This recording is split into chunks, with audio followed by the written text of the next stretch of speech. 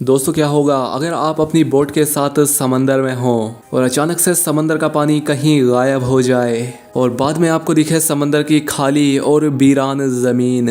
ये चीज आपको कितना ज्यादा डरा सकती है। और आखिर जो समंदर का पानी गायब हुआ है वो कहाँ चला गया, और क्या एक बार फिर से इस समंदर में वो पानी वापस आएगा या नहीं? चलिए इन सभी सवालों के जवाब जानते हैं इस कहानी से।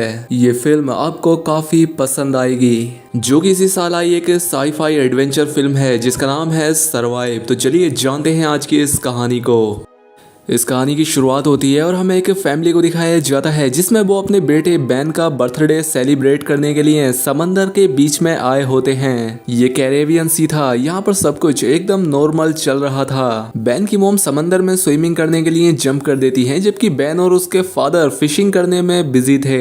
लेकिन तभी अचानक से बैन की मोम जूलियन को समंदर में ऐसा फील हुआ जैसे कोई बड़ी सी चीज उसके आसपास चक्कर लगा रही हो। जब वो इस बारे में देखती है तो सब कुछ एकदम नॉर्मल होता है, लेकिन तभी अचानक से कोई उसे समंदर के नीचे खींच लेता है और साथ ही इनके बोट पर जो इंस्ट्रूमेंट थे वो भी कुछ अनयूजुअल सा बिहेव करने लगते हैं। बैन और टॉम इस चीज पर ध्यान नहीं दे पा रहे थे क्योंकि वो फिशिंग करने में बिजी थे। वहीं डूबती हुई जूलियन अपने आप को बचाने के साथ साथ टॉम को भी बहुत सारी आवाजें लगाती है, लेकिन उस पर किसी का भी ध्यान नहीं जाता। और यहाँ पर जूलियन को फील होता है कि समंदर का पानी पीछे की तरफ जा रहा है और साथ ही वो खुद भी, अब टॉम भी इस चीज को नोटिस कर लेता है। वो जूलियन को देख लेता है और इसीलिए टॉम उसे बचाने के लिए पानी में जंप कर देता है। तो वहीं वैन बोट का इंजन स्टार्ट करके उन्हें उनके पास ले जाता है। अब टॉम जूलियन को डूबने से बचा लेता है और इसके बाद बैन और केसी उन दोनों को बोट के ऊपर खींच लेते हैं और इस तरह से जूलियन की जान बच पाती है।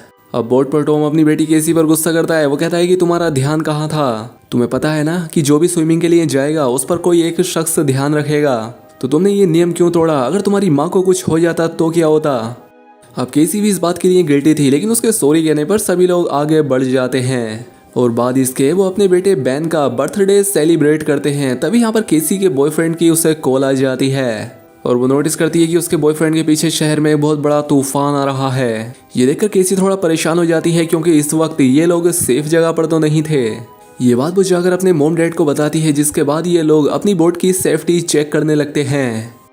जो चेक करते हुए ये लोग नोटिस करते हैं कि बहुत सारी वेल्स और शार्क इनकी बोट के आसपास मंडरा रही हैं। और टॉम जानता था कि वेल या शार्क ऐसा किसी बड़े भयानक तूफान के आने से पहले ही करती हैं। अब इन्हें आने वाले भयानक तूफान का अंदाजा तो हो ही चुका था, लेकिन इससे पहले इन्हें इन शार्क से निपटना था। लेकिन तभी इसी दौरान इनकी बोट को एक जोरदार झटका लगता है, जिसे चेक करने के लिए टॉम नीचे पानी में जाता है। वो देखता है कि बोट के नीचे एक बहुत बड़ा डेंट आ चुका है, जो कि जरूर किसी बड़ी शार्क ने दिया था। ये चेक करने के बाद जब टॉम वापस आता है तो वो बुरी तरह से जख्मी होता है और ये देखकर जूलियन उसके जख्मों पर स्टिचेस लगाती है। यहाँ पर टॉम अपनी फैमिली को बताता है कि शार्क के दिए उस डेंट की वजह से हम बोट को आगे नहीं ले जा पाएंगे और अब इनके पास सिर्फ यही ऑप्शन रह गया था कि ये किसी को मदद के लिए बुलाएं, लेकिन सिग्नल भी नहीं थे। इनकी बोट का कम्युनिकेशन कोई भी सिग्नल पिक नहीं कर रहा था। अब इस मुश्किल वक्त में टॉम अपने खाने पीने का सामान चेक करता है। उनके पास सिर्फ 4 दिन तक पीने का पानी था और कुछ भी नहीं।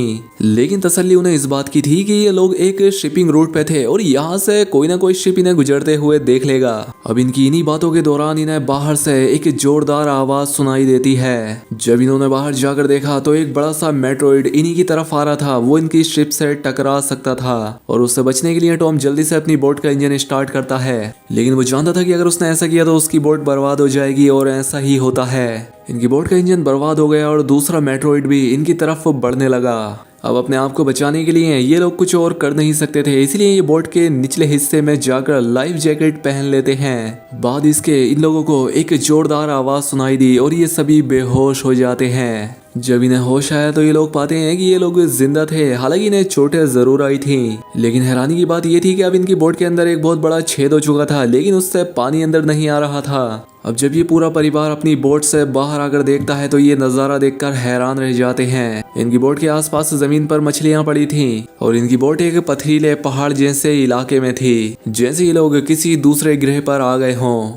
ये जगह पूरी तरह से बदल चुकी थी। जहां कल रात तक पानी था वो जगह अब ऊंचे ऊंचे पहाड़ों और गड्ढों की तरह दिख रही थी। अब टॉम जल्दी से अपना कंपास निकालता है और डायरेक्शन देखने लगता है और वो समझ जाता है कि जरूर जमीन के साथ कुछ गड़बड़ हुई है। जमीन के पोल चेंज हो गए हैं। नॉर्थ पोल की जगह साउथ पोल आ गया था, जबकि साउथ पोल की जगह नॉर्थ चला गया था। और इसलिए जहाँ पर पहले लोग बसते थे जमीन थी, समंदर का सारा पानी वहाँ पर चला गया था और अब समंदर की जगह जमीन बन चुकी थी। और इस चीज का पता लगने के बाद ये सब लोग हैरान रह गए। एक और भयानक बात टॉम ने इन्हें ये बताई कि इस सब के बीच जो इंसान जिंदा जमीन पर थे वो सब मारे गए होंगे। अब केसी इस बात से बहुत ज्यादा डर जाती है, वो अपने आप को केबिन में बंद कर लेती है। खैर अब जूलियन यहाँ पर अपने बचे कुचे खाने को इकट्ठा करने लगती है और टॉम सारे बर्थडे के बैलून हवा में उड़ाता है ताकि अगर कोई जिंदा हो तो उन्हें देख ले। इसके बाद टॉम रेडियो के जरिए किसी से कांटेक्ट करने की कोशिश करता है। उम्मीद तो उसे ये थी कि सामने से कोई रेस्पॉन्स नहीं आएगा, लेकिन हैरानी की बात थी कि उसे रेस्पॉन्स मिलता है। ये रेस्पॉन्स उसे एक कैप्टन ने दिया था और वो भी समंदर के शिफ्ट होने की कहानी जानता था, क्योंकि वो भी टॉम की फैमिली की तरह अपनी सबमरीन में था। कैप्टन टॉम को बताते हैं कि अर्थ के जो पोल चेंज हुए हैं वो तकरीबन एक हफ्ते में फिर से अपनी जगह वापस आ जाएंगे, यानी कि एक हफ्ते बाद समंदर वापस अपनी जगह पर आएगा और उस वक्त इसकी लहरें बहुत खतरनाक होंगी। इसलिए कैप्टन टॉम से कहता है कि तुम कोई ऊंची सी जगह देखो और वहां पर चले जाओ, क्योंकि वहां पर तुम्हारे बचने के चांसेस ज्यादा होंगे। ये बात सुनते ही जूलियन फौरन अपने बच्चों से पैकिंग करने के लिए कहती है। टॉम कैप्टन से बोलता है कि आपकी सबमरीन के अंदर भी बचने के चांसेस ज्यादा हैं, तो क्या आप मेरे बच्चों को रख लेंगे? कैप्टन कहता है कि जरूर भाई, मैं ऐसा करना तो चाहता हूँ लेकिन मैं कर नहीं सकता, क्योंकि मेरी सबमरीन के अंदर मेरा एक साथी मारा गया है और यहाँ पर सिर्फ 2 लोगों की ही जगह है। मैं एक आदमी को तो रख सकता हूँ लेकिन फिर भी एक बाहर ही रहेगा। अब यहाँ पर टॉम कैप्टन से रिक्वेस्ट करता है कि प्लीज आप मेरे दोनों बच्चों को किसी तरह से रख लें, इसके बदले में आप जो कहेंगे मैं आपके लिए करूंगा। और अब इसलिए कैप्टन उसकी बात मान लेता है। इसके बाद टॉम उस सबमरीन की लोकेशन का अंदाजा लगाता है और वो अपनी वाइफ को बताता है कि हम सिर्फ 2 दिन में वहां तक पहुंच जाएंगे, यानी कि समंदर का पानी वापस आने से पहले हम अपने बच्चों को सही सलामत वहां तक पहुंचा सकते हैं और इस तरह से हमारे दोनों बच्चों की जान बच सकती है। अब अगली सुबह ये पूरी फैमिली अपने सफर के लिए तैयार थी। तभी टॉम देखता है कि दूर से एक अजीब सा आदमी अपने डॉग के साथ इस तरफ ही चला आ रहा है। टॉम देखता है कि वो आदमी जख्मी था, इसीलिए उसने उसकी मदद करनी चाहिए। वो उसे पानी भी देता है। उस आदमी ने टॉम का पानी पीने के बाद उसका शुक्रिया कहने के बदले उस पर ही अटैक कर दिया और ये चीज दूर खड़ी जूलिया भी देख लेती है। वो आदमी अपने पास में पड़े हुए चाकू से टॉम पर हमला करके उसकी जान ले लेता है।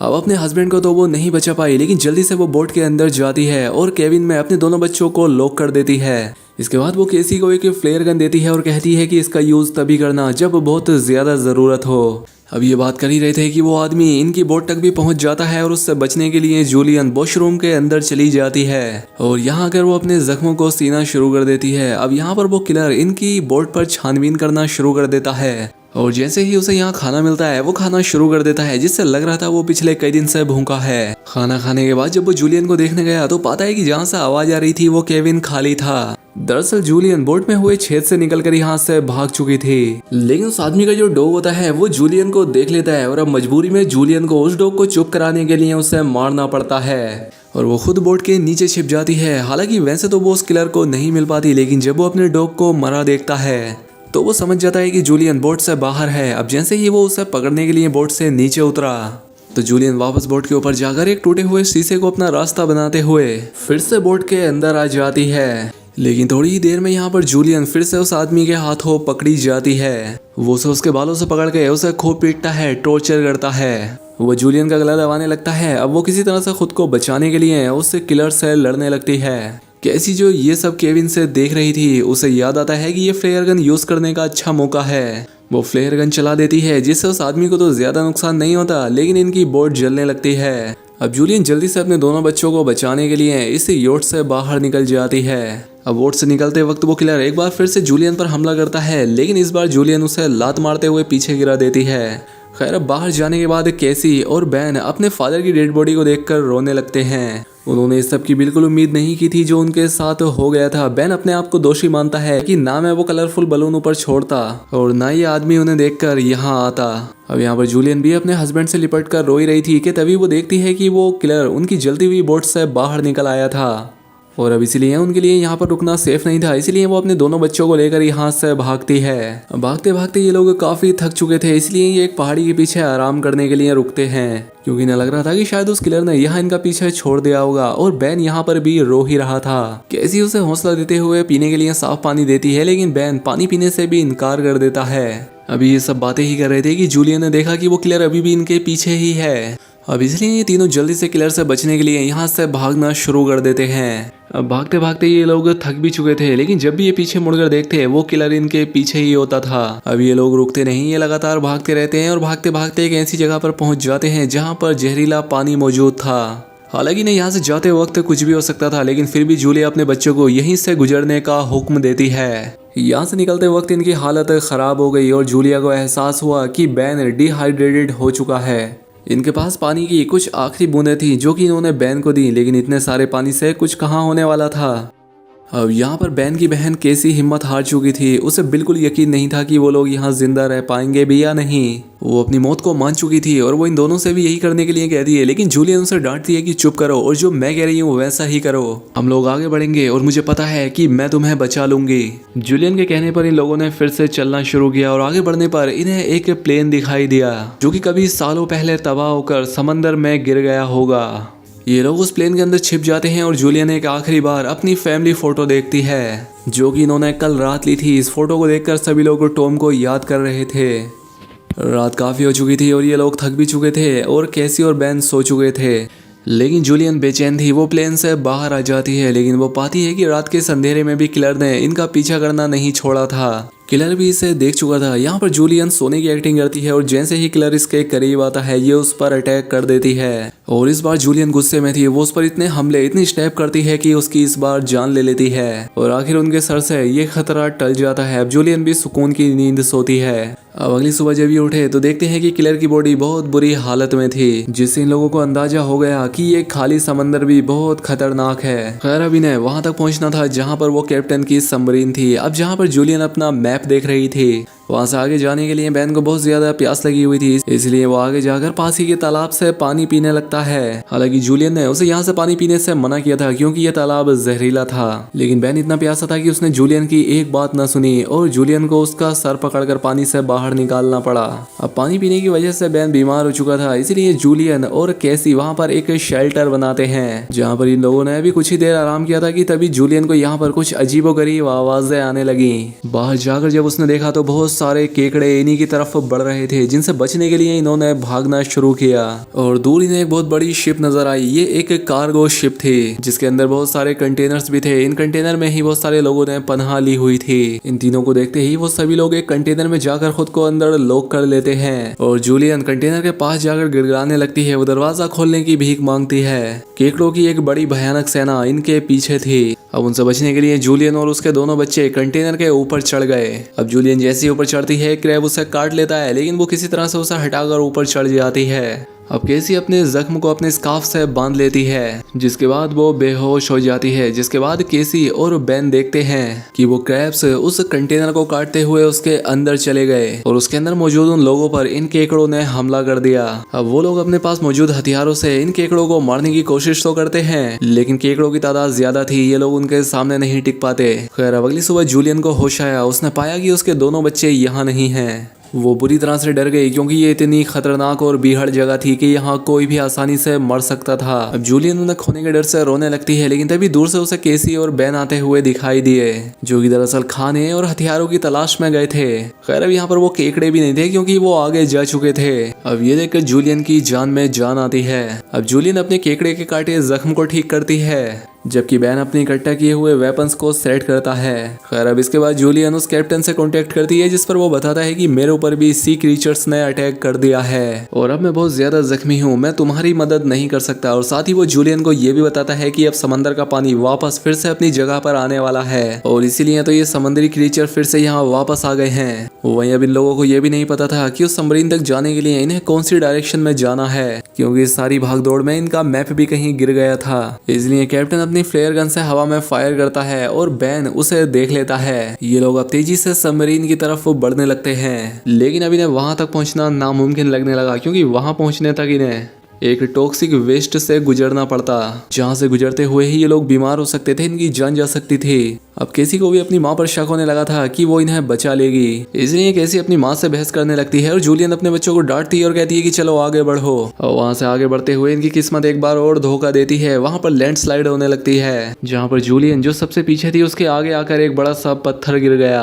वो वहीं पर फंस जाती है। अब केसी अपनी माँ के बिना आगे नहीं बढ़ना चाहती थी, लेकिन वो उसे कसम देती है कि तुम हर हाल में अपने भाई को बचाओगी। और अब इसीलिए केसी अपने भाई को लेकर आगे बढ़ने लगती है। जब ये लोग सबमरीन तक पहुंचते हैं तो इन्हें वहां पर कोई भी नहीं मिलता। ये जोर जोर से सबमरीन का दरवाजा खटखटाने लगते हैं, लेकिन तभी पीछे से कैप्टन आता है जो कि बुरी तरह से जख्मी था। कैप्टन इन्हें बताता है कि देखो, अब मेरे बचने के चांसेस ज्यादा नहीं है और सबमरीन में 3 लोग बैठ सकते हैं। ये बात सुनकर कैसी जल्दी से वापस पीछे मुड़ी।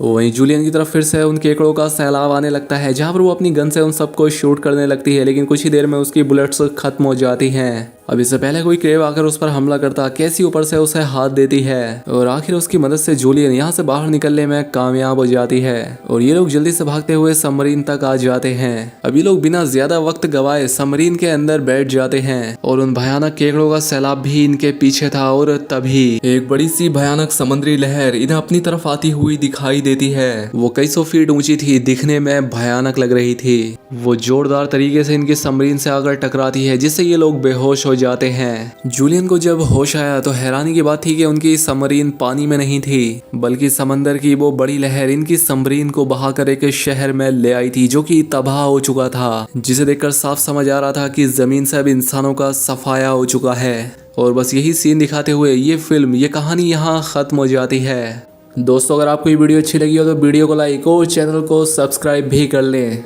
मिलते हैं ऐसी ही अगली शानदार वीडियो में।